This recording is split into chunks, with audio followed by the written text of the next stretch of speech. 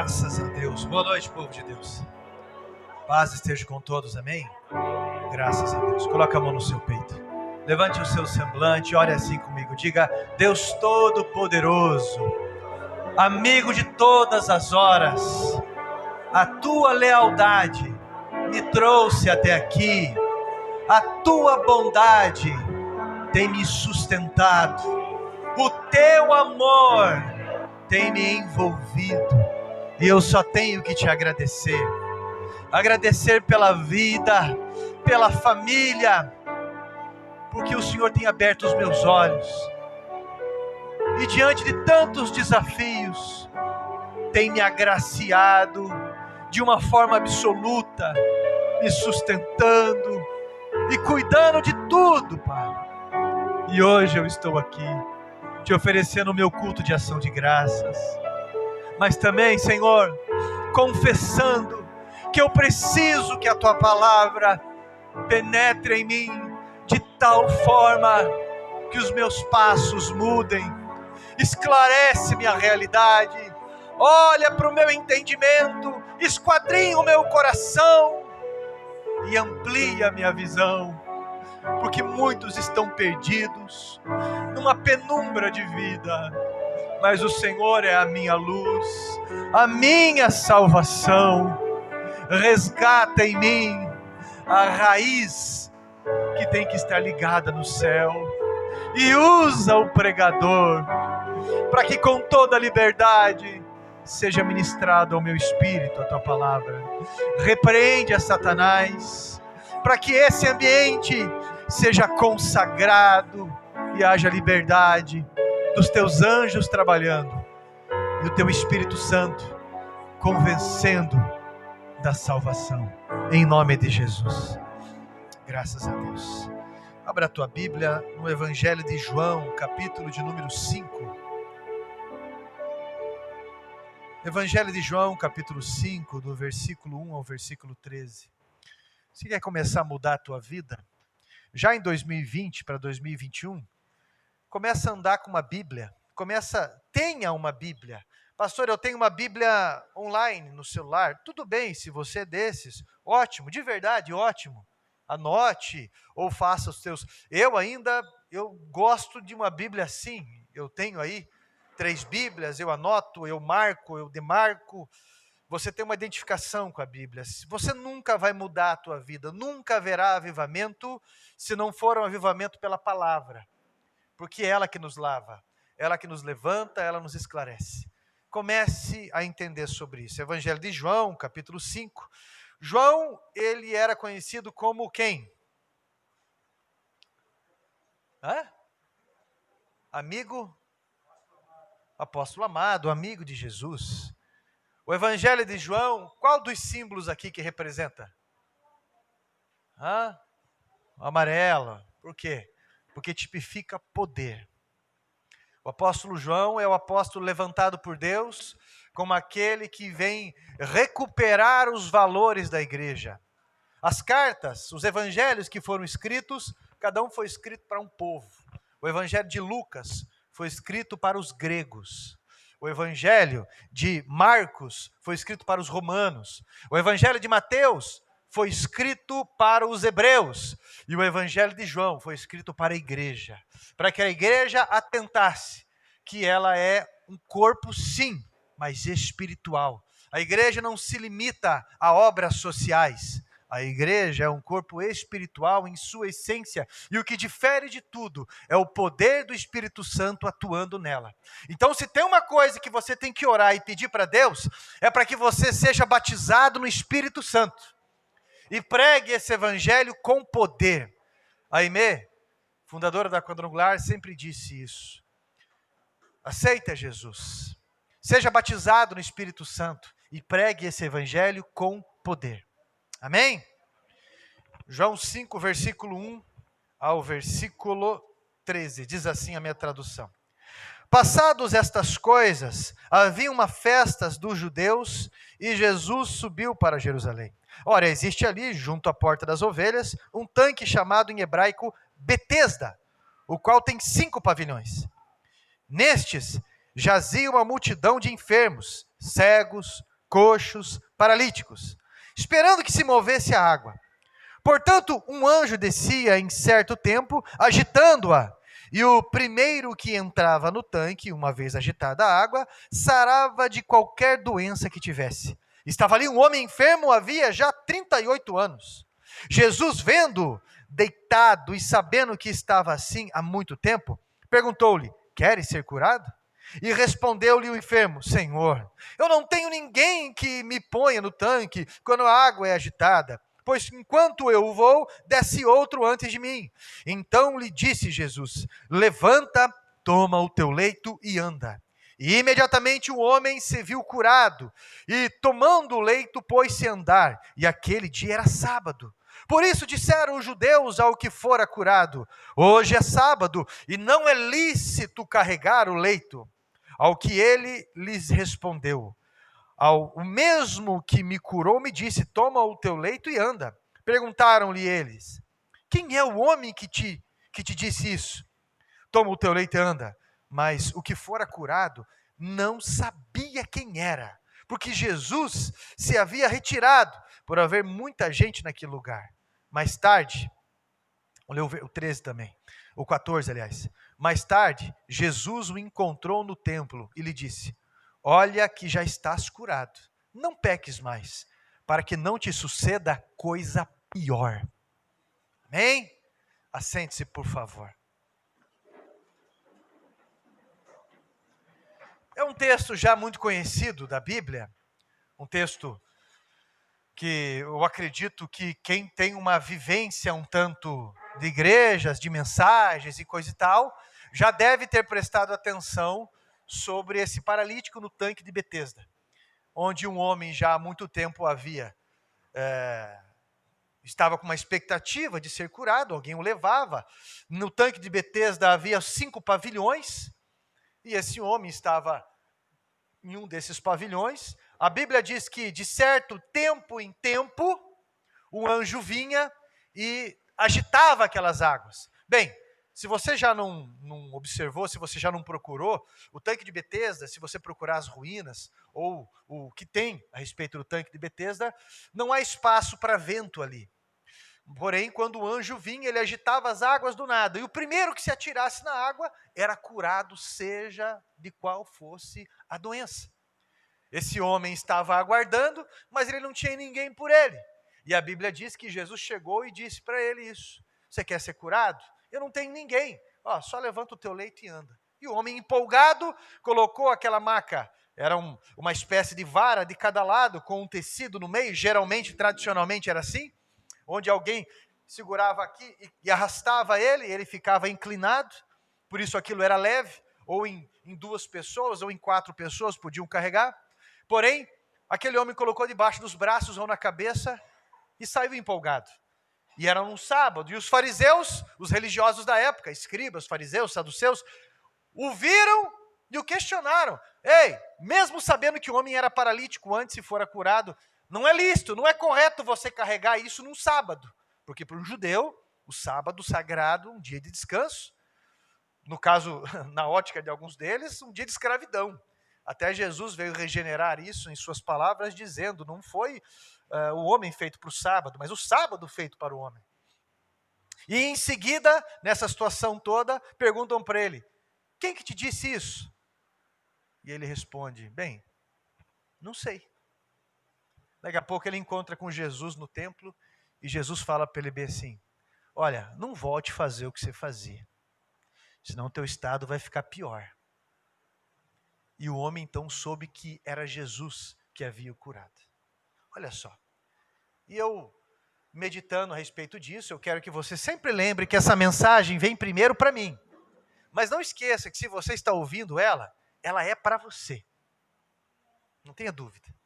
O primeiro ponto que me chama a atenção aqui, a respeito desse homem paralítico que estava à beira do tanque de Betesda, há pessoas que enxergam a vida de uma forma amarga.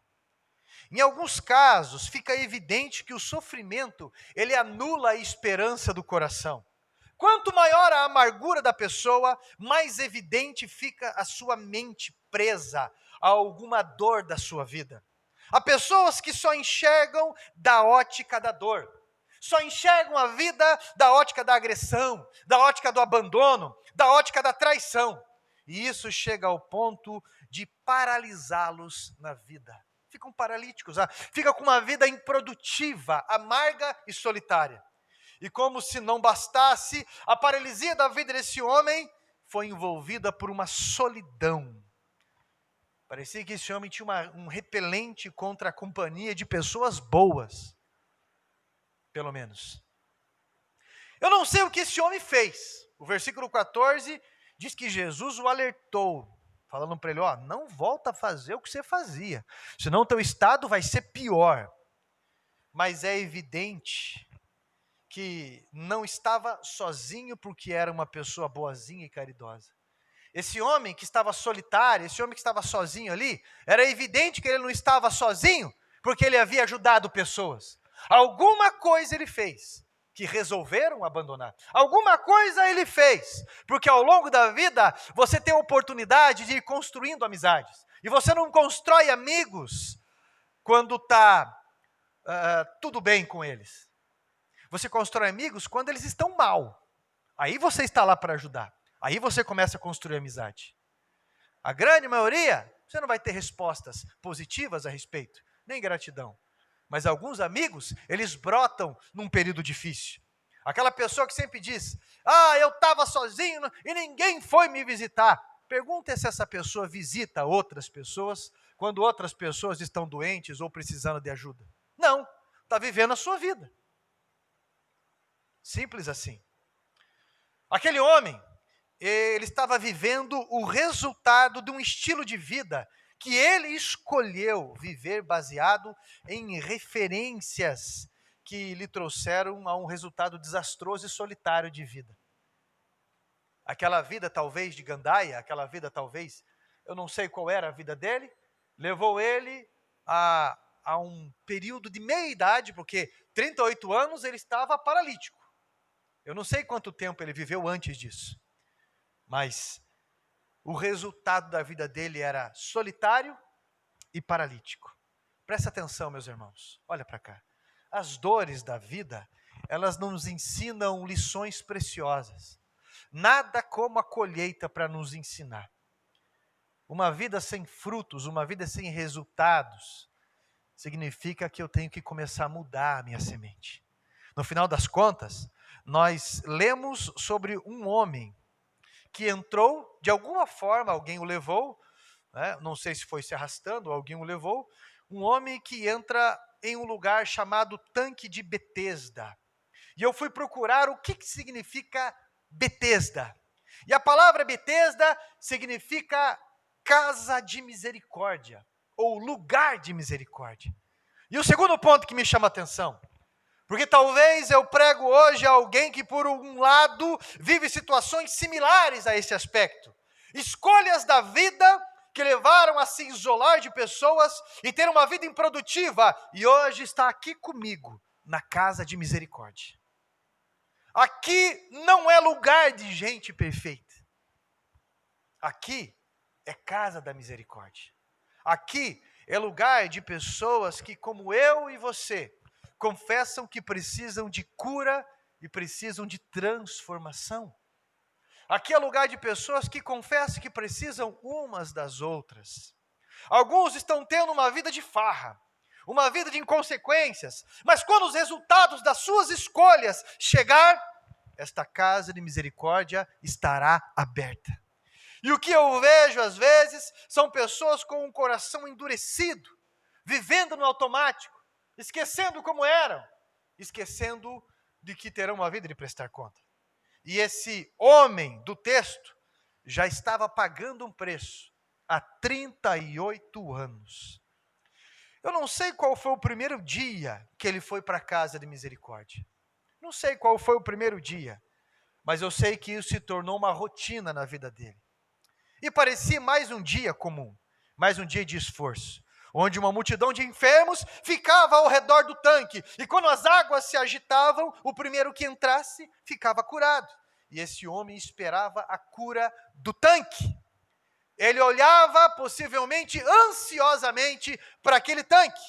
Esse homem esperava que alguém o jogasse nas águas, mas esse é o problema, às vezes, quando alguém faz alguma coisa, com certeza alguém levou ele até o tanque. E às vezes, quando nós temos esperança numa pessoa, porque nos ajudou um pouco, a gente quer que essa pessoa faça tudo também, não é? Quer que a pessoa faça tudo. Aí já começa a murmurar porque não fez um tanto. Cuidado. Esse homem esperava que alguém o jogasse nas águas, mas uma das suas amarguras era o fato dele não ter ninguém. Terceiro ponto que me chama a atenção. Ele esperava a cura do tanque, mas de repente, a própria fonte chega do lado dele. Jesus vem até ele. E quando a fonte chega, o tanque é anulado. Ele ainda focado na ausência da solidão. Ele ainda focado no seu problema. E a fonte vem falar com ele. Ele ainda tem uma última esperança no tanque. Mas a própria fonte vem requisitar um pedido. Como alguns que têm a esperança em pessoas, algumas que têm esperança depositada nos seus negócios, algumas que têm a esperança depositada nas suas raízes, ou seja, no que for. Mas o que esse rapaz diz diante da fonte, quando a fonte, que é Jesus, chega para ele e pergunta: você quer ser curado? O que ele responde? Eu não tenho ninguém. Não tem ninguém. Porque quando a água é agitada, ninguém me joga no tanque. E sempre quando eu vou me lançar, sempre quando eu me lanço, alguém foi primeiro que eu. E tem algo que me chama a atenção aqui, no versículo 7, quando ele diz assim: olha, quando as águas são agitadas, porém, indo eu. É o quarto ponto que me chama a atenção. Gente, veja bem, esse homem era paralítico. E na ausência de pessoas, faz com que ele tenha um esforço a mais e se jogue na água, embora atrasado. Olha para cá. É isso que falta para alguns, não é? É isso que falta para alguns. O esforço além da choradeira. Esforço além da choradeira. Deus deixa claro que você pode algo mais e que algumas atitudes chamam a atenção do céu. Milagre não é um acidente. Milagre é uma resposta do céu mediante a um posicionamento de fé, um posicionamento de esforço. Uma pessoa de sucesso já se frustrou várias vezes. Um casal que permanece unido por anos já se frustrou várias vezes. Um pastor, um cristão, seja o que for, que alcança o céu pela graça de Deus, pode ter certeza que já se frustrou inúmeras vezes. De alguma forma, esse homem, ele se esforçou e ele chegou até ali. Ou pedindo ajuda, ou se arrastando. O fato é que ele estava ali. Então, se isso significa que você pode fazer algo a mais, e algo que chame a atenção do céu, está faltando você se aperfeiçoar em algo, está faltando se aplicar em algo, e parar de se aperfeiçoar em desculpas. Não existe desculpa, existe falta de prioridade.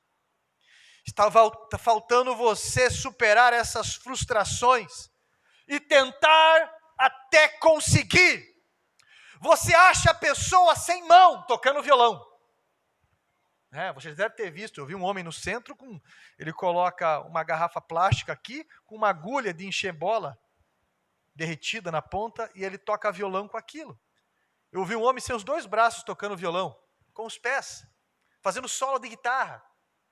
Eu vi um homem hoje, que ele nasceu sem os dois braços, e um braço dele tem um toquinho assim. E com aquilo, ele faz desenhos com o rosto de pessoas perfeito. Perfeito. Você encontra pessoas superando situações porque se esforçam de toda e qualquer forma. Jesus deixa bem claro. Batei, batei. Isso significa um esforço.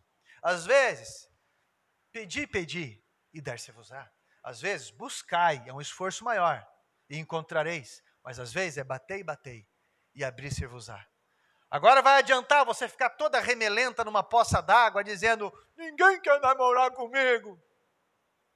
Vai se cuidar. Vai melhorar teu currículo.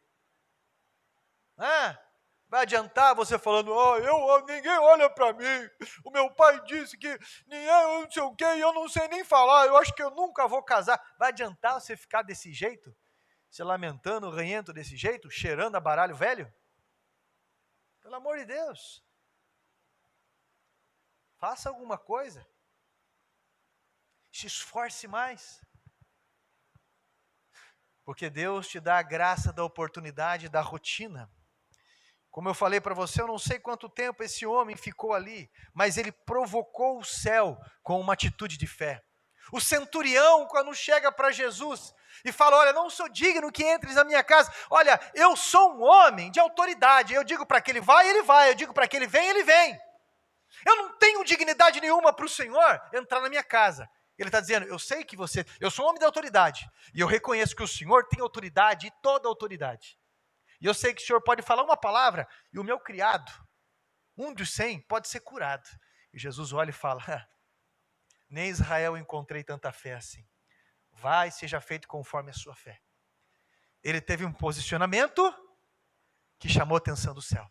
Aí você olha para Salomão, ele assumiu um reinado. Então ele sobe ao lugar mais alto e oferece 1000 sacrifícios ali, algo inédito.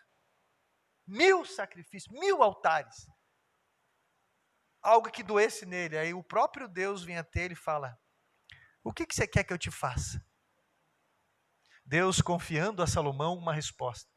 E ele fala, eu quero sabedoria para governar tudo aquilo que o Senhor tem me confiado. Então, porque me pediu isso, eu vou te dar mais coisa ainda. Vou te prosperar, vou te fazer isso, vou te fazer aquilo. Atitudes que chamam a atenção do céu.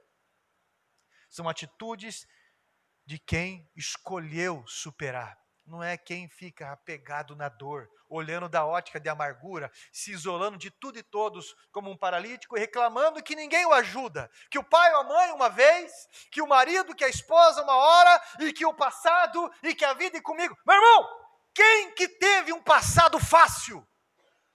Quem que teve um passado fácil? Todos nós tivemos que superar dores. E hoje eu e você estamos em Betesda, na casa de misericórdia. E Jesus vem até mim e até você. Interessante isso. Ele chamou a atenção do céu. O céu vem até ele, o próprio Deus, e pergunta, o que você quer? E ele faz um desabafo para Jesus. Um desabafo. Então Cristo olha para ele e diz, levanta, toma o teu leito e anda. Meu irmão, isso é muito louco, né? Do nada, o cara levanta, depois de 38 anos. O inédito acontece às vezes. Se não tem, Deus cria. E ele pega aquele leito, vamos dizer que ele colocou debaixo dos braços, e ele sai galopeando, feliz, contente, até bobo. Que coisa louca! O rapaz fez isso, saiu daquele lugar de uma forma tão entusiasmada que ele nem reparou quem havia dito isso para ele. Imagine você, 38 anos, paralítico, e de repente você começa a andar. Imagine, que coisa louca. Ele saiu como um milagre. E lá no pátio, a Bíblia diz que estavam os religiosos. Os velhos religiosos. Olham para ele e gritam para ele. Onde que você vai, rapaz? Onde você vai carregando isso? Hoje é sábado. Ninguém pode trabalhar. Só que o curioso é que eles sabiam que aquele rapaz era paralítico. E como que ele chegou no tanque de Betesda? Alguém carregou ele. Então o fato de você ser carregado por aquilo, pode. O fato de você carregar, não pode. A religião tenta fazer isso com a gente. Tenta deixar a gente debaixo de ritos, de regras e de um maçudo de situações, de uma forma que oprime e deixe você como coitadinho. Olha, eu conheço tanta gente que veio para cá, agora eu sou crente, e fica parecendo um espantalho depois. Não tem problema você realçar a tua beleza? Não tem problema você se cuidar. Não tem problema nada. Você quer ficar... Tudo bem. Mas tem tanta gente, não, sorrir é pecado. Uma vez eu encontrei um rapaz, há muitos anos, ele falou para mim que nunca poderia imaginar Jesus sorrindo. Porque a ideia que passaram de Cristo para ele era de um Deus assim, ó, com um chicote na mão, um cajado, esperando alguém errar, para dar uma chicotada na sola do pé de alguém, na hora que tentasse correr. Olha a ideia que passam a respeito de Deus, que tremenda besteira. E algumas pessoas vêm para a igreja e ficam carrancudas e ficam, olha lá, cortou o cabelo. Olha lá, deve estar fazendo isso já. Olha ali, aquele pastor está usando camisa florida. Pecou, com certeza está lá, ó. Aparou a barba, está vaidoso, é pecado. Olha lá aquela irmã. Ah, irmã, trocou de carro. Ah, o que será que está fazendo?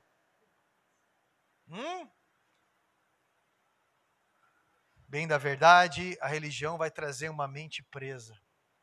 E repararam naquele homem. Mas enquanto você está sendo carregado, não tem problema. Agora, quando você se destaca pela libertação de Cristo, aí chama a atenção de religiosos. Aí chama a atenção de algumas pessoas. Aí começa a incomodar algumas coisas. Não é? Essas pessoas, elas não estão nem aí pelo que você está vivendo com Deus. Essa religiosidade, ela quer limitá-lo a ser um paralítico que vive de esmola. Quem te mandou carregar essa cama, rapaz? Quem te mandou superar isso? Quem te mandou? Quem te mandou carregar? Bem, quem mandou carregar foi quem me curou. Então me diga, quem que te curou? E o que fora curado não sabia quem era. Espera aí, pense comigo. Estão perguntando para ele o motivo dele estar vivendo o que ele estava vivendo e ele não sabia responder. Ele foi curado por Jesus, mas ele não sabia quem era Jesus. Aí eu vou fazer umas perguntas para você, que eu fiz para mim, e que as respostas que eu fui meditando são chocantes. Sexto ponto. Por que eu não sei quem ele é? Por que eu não sei quem ele é? Isso é confrontante. Letra A. Porque para a maioria, vale mais o que ele fez do que quem ele é. Por que eu não sei quem ele é? Parte B.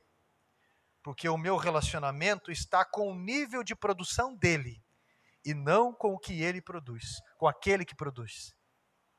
Eu estou mais apegado com aquilo que ele pode fazer do que com aquilo que ele é, com aquilo que ele é. Por que eu não sei quem ele é? Parte C. Porque eu quero os benefícios da presença dele. Eu não quero a presença dele que me confronta. Parte D. Por que eu não sei quem ele é? Porque na minha cabeça vale mais o que ele faz do que o que ele é. Eu quero os efeitos dele. Eu não quero ele. Viver somente o que ele faz já é o suficiente. Daí eu não preciso me importar quem fez. Na minha vida, pelo fato de eu estar vivendo o que eu queria já. Eu quero me sentir bem. É só isso. Eu só quero me sentir bem. Eu quero ter algumas coisas. Eu quero avançar. Eu quero respostas. Eu quero um monte de coisa. Mas eu não quero ele. Eu quero o que ele dá. E aí, é esse desastre de cristianismo que todos temos presenciado. Mas podemos realmente falar de nós mesmos. Essa pergunta, por que nós não sabemos quem ele é? Pastor, eu sei quem ele é. Tudo bem, é uma pergunta de autoanálise. Ponto 7. O que me fez afastar da fonte? O que fez com que eu me afastasse da fonte? Quando esse homem foi curado por Jesus, ele pegou o leito, colocou debaixo do braço e saiu empolgado da sua presença. Alguém está lá vivendo aquilo que Cristo fez, porque esse vale mais o que foi feito do que quem ele é, totalmente distante da fonte. E que Deus traga hoje, meu irmão, ao teu coração alguém parecido com esse, que talvez é você mesmo, que traga na tua mente uma pessoa assim. Que sentido, pastor? Ora, pede para Deus, faz campanha, ora, e quando Deus dá, some da igreja. Conhece alguém assim? Participou de inúmeras campanhas porque era motivado por aquilo que queria, mas o dia que recebeu, sumiu, se distanciou da fonte. Como se só um pouquinho de água que bebeu fosse suficiente. Acha que a sede não vai vir mais. Como se não precisasse, às vezes, tomar outro banho. Como se a vida não o sujasse mais. A lida da vida não o sujasse. Deus, eu tenho certeza que vai te abençoar nesse projeto de vida. Eu tenho certeza absoluta que Deus vai te abençoar, como eu já tenho escutado testemunhos, tanto de avanço, quanto de compra, quanto de emprego, quanto de família, coisas incríveis de conversão. Eu tenho certeza absoluta, 100%, que Deus vai nos abençoar no projeto de vida, como Ele sempre faz. Deus vai abençoar nesse projeto de vida, mas não se distancie da fonte. O que você tem vivido, talvez tenha te distanciado da fonte. E hoje, de uma forma bem resumida, esse é o apelo. O Espírito Santo tem te chamado a viver junto da fonte. O profeta Elias, depois de ameaças, depois de um período conturbado, foi convocado por Deus a ir no meio de um deserto. Mas no meio daquele deserto, ele sobreviveu por 3 anos e meio junto a uma fonte. Junto a uma fonte. A fonte que lhe deu vida e que lhe sustentou. Mesmo no meio do deserto, Ele vai sustentar, porque Ele é a fonte, Ele é a razão, Ele é a árvore da vida. Pastor, por que aquela pessoa pronta, aí vai para a igreja e fica tudo bem? E algumas pessoas com uma ótica amargurada assim, nunca vão entender, enquanto não conseguir entregar o seu coração para Deus e descansar nisso.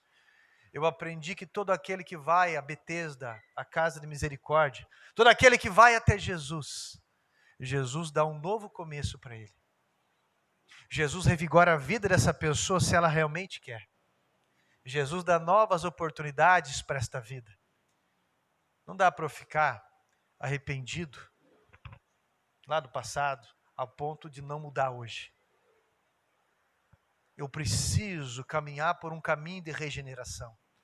Eu preciso caminhar com a mente ligada onde eu quero chegar. E eu quero chegar mais próximo da fonte. Eu quero estar diante daquele que me renova constantemente. E toda vez que nós vamos até Jesus, Ele nos melhora, Ele nos esclarece, Ele nos deixa mais sadio. Ore, meu irmão, beba dessa fonte até você ser curado, até você ser saciado, até os seus passos mudarem com uma importância do céu. Porque carro, bens, tudo isso vai passar. Tudo isso vai passar. Mas a fonte permanece por toda a eternidade. O Espírito Santo hoje está chamando você, não é só para caminhar junto à fonte, mas Ele está chamando você para ser canal dessa fonte. Uma vez eu escutei uma história de um homem que falou que nós éramos como bambu. E eu estava, isso com um pastor do Velho Testamento ainda. Nós estávamos no monte para orar e ele contou uma história, eu nunca esqueci. Ele falou que nós somos como bambu. Um dia Jesus chegou até o bambuzal e cortou-nos daquela raiz que nos prendia da terra. E nos levou até onde Ele queria.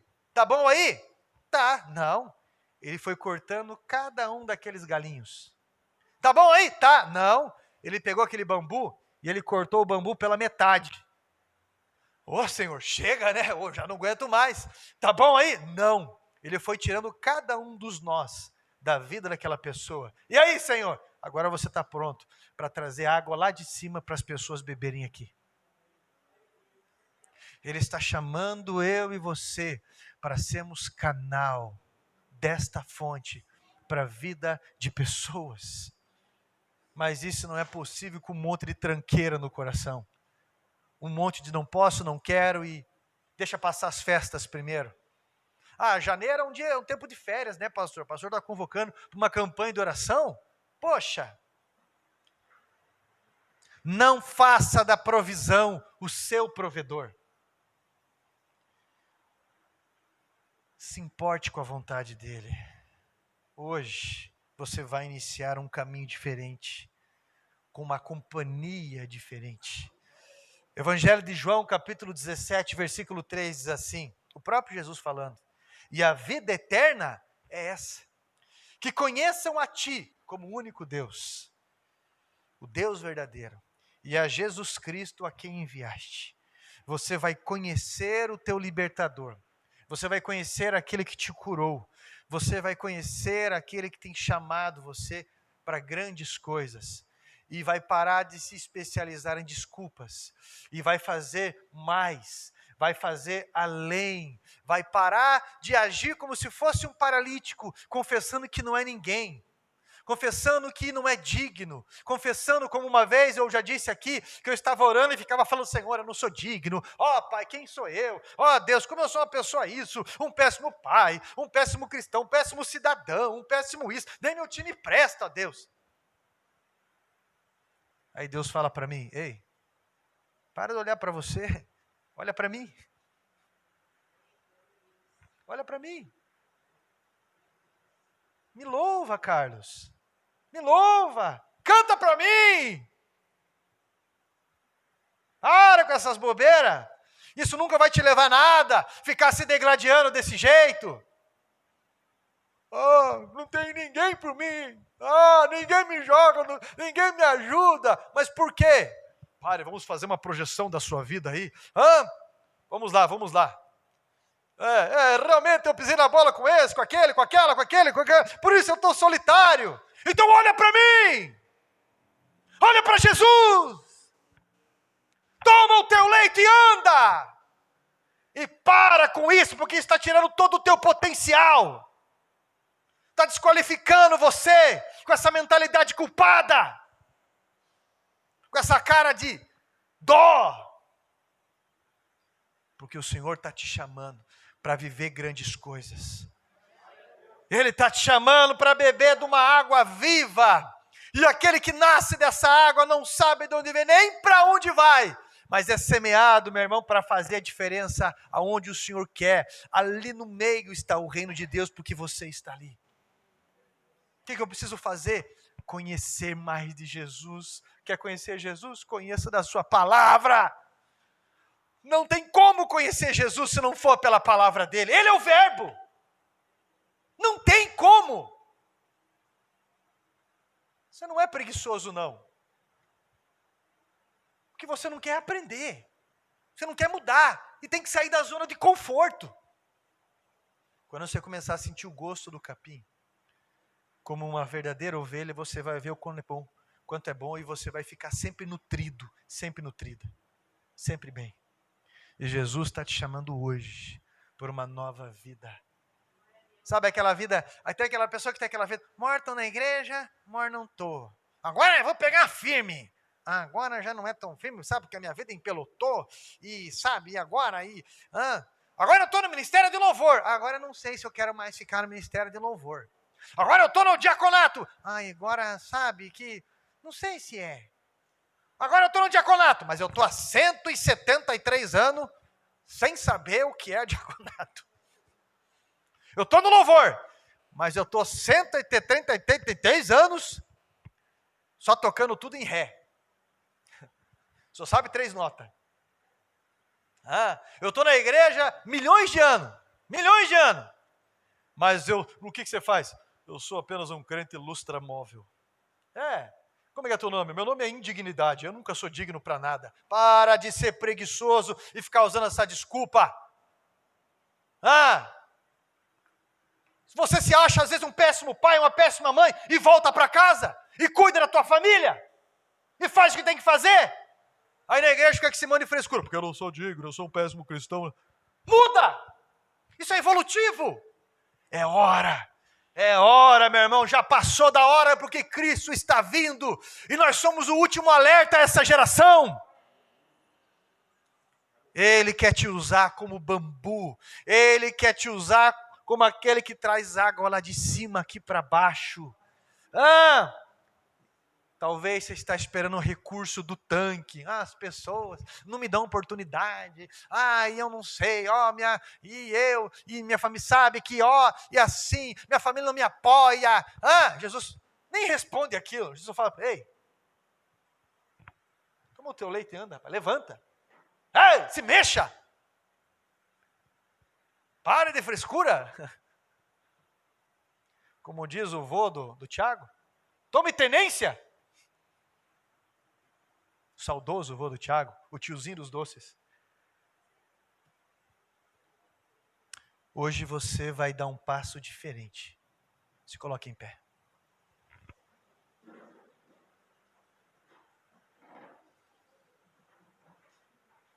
Esse hino que foi cantado, não sei se é final dos anos 80 ou começo dos anos 90.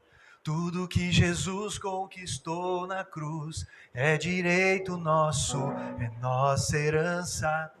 Lembra desse hino? Você acredita nisso mesmo ou não? O que ele conquistou na cruz é direito nosso, é nossa herança? Você acredita de verdade nisso?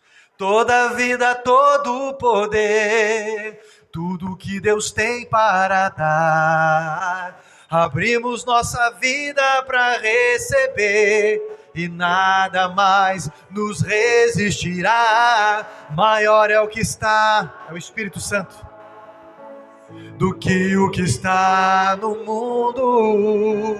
Maior é o que está.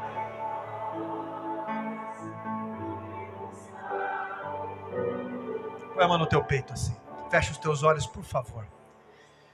Eu não sei o que você está vivendo, mas talvez você está arrependido por alguma coisa que você viveu. Só você e Deus sabe disso. Mas você precisa sinalizar nessa noite. Se essa mensagem foi para você, e você está arrependido por alguma coisa que você viveu, e quer enterrar isso hoje, levante a tua mão direita lá em cima. Só você e Deus. Isso. Se você está arrependido por alguma coisa. Isso. Você lá em cima. Isso. É você e Jesus. Amém. Isso. É você e Deus. É você e Deus. Deus sabe de todas as coisas. E eu vou orar junto com você, porque o Senhor está falando contigo. Toma o teu leito, meu irmão, levanta, toma o teu leito e anda. Você não pode mudar o que passou, você pode ser melhor hoje. Deus vai te honrar sim. Eu vou orar junto com você agora, e você vai falar para Deus o que você vai fazer como o primeiro passo. Primeiro passo para conhecer o teu libertador, o teu curador, porque é isso que resolve. Quando você bebe dessa fonte, quando você escuta a palavra dele, quando você busca a respeito do conhecer dele, você começa a se encher de vida e as coisas mudam. Você vai fazer isso hoje. Eu não sei se você vai se matricular no ITQ, eu não sei se você vai se tornar aluno assíduo da escola bíblica, mas isso ainda é muito pouco. Eu não sei se você vai começar a fazer uma devocional constante, uma devocional diária. Eu não sei o que você vai fazer, se você vai se vincular a algum trabalho na igreja específico, mas você vai dar um passo de fé hoje. Você vai fazer algo a mais. Você vai consertar os buracos da tua vida, nem que seja aos poucos, mas você vai tapando os buracos, e você vai avançar, e Deus vai te honrar, em nome de Jesus. Mas pare com essa distância, pare de viver de anestesia em anestesia, distante da fé, distante do teu chamado. Hoje, Ele fala para você ser curado dessa paralisia, e eu vou orar por você, e você vai manifestar este propósito com Ele em nome de Jesus. Santo e poderoso Deus, aquele que escolheu habitar em nós e que escuta a nossa oração. Meu Deus, Oh, meu Pai, obrigado por toda a tua graça, misericórdia. Obrigado por todo o teu amor que cobre uma multidão de erros. Nós não sabemos, meu Deus, de o porquê de tanto amor. Nós temos uma dimensão muito limitada. Porém, a eternidade existe. E somos cientes de que nascemos para te conhecer. Nascemos para viver a eternidade contigo e descobrir o Senhor, Pai. Obrigado por se revelar a nós. Obrigado por vir a este mundo. Obrigado por nos ensinar. Obrigado por não desistir de nós. Obrigado pelas pessoas que o Senhor coloca estendendo a mão para nós como as tuas mãos. Obrigado por cada rica oportunidade e por sarar as nossas feridas. Espírito Santo amoroso, auxiliador, o Senhor que unge as decisões do reino, em nome de Jesus Cristo, Pai, vem ungir, vem derramar poder sobre cada decisão, para que esses passos sejam firmes, passos de vitória, passos de superação, passos que levem essa pessoa mais próxima do Senhor e que arrebanhem pessoas para o teu reino, apresentando o Senhor Jesus, o Deus que conhecemos, o Deus que nos aprofundamos em conhecer para as pessoas. O Senhor é leal, o Senhor é bondoso, o Senhor é amigo, o Senhor nos ensina sobre humildade, nos ensina sobre o deixar para lá e perdoar. Oh, meu Deus, nos influencia, Pai, em todas as áreas de escolha que precisamos, por favor, Pai, porque o Senhor pode criar em nós aquilo que nós não temos. O Senhor pode chegar no caos e na escuridão e falar que haja luz, e o Senhor pode reorganizar todas as coisas. Faz de novo, oh Deus Todo-Poderoso, olha os corações humilhados diante do Senhor, Deus Pai, em nome de Jesus Cristo, e regenera o caminho desta pessoa, porque alguns têm se afastado da fonte, estão com sede, estão tentando beber de coisas que não saciam a sua sede. Meu Pai, hoje que essa pessoa decida vir até o Senhor por completo. Assim, meu Deus, nós repreendemos toda brecha, repreendemos, meu Deus, toda ação satânica, e nós ligamos esta oração ao céu, gratos pelos céus abertos mediante esses posicionamentos, em nome de Jesus Cristo. Amém. Graças a Deus. Amém, meus irmãos. Deus é bom.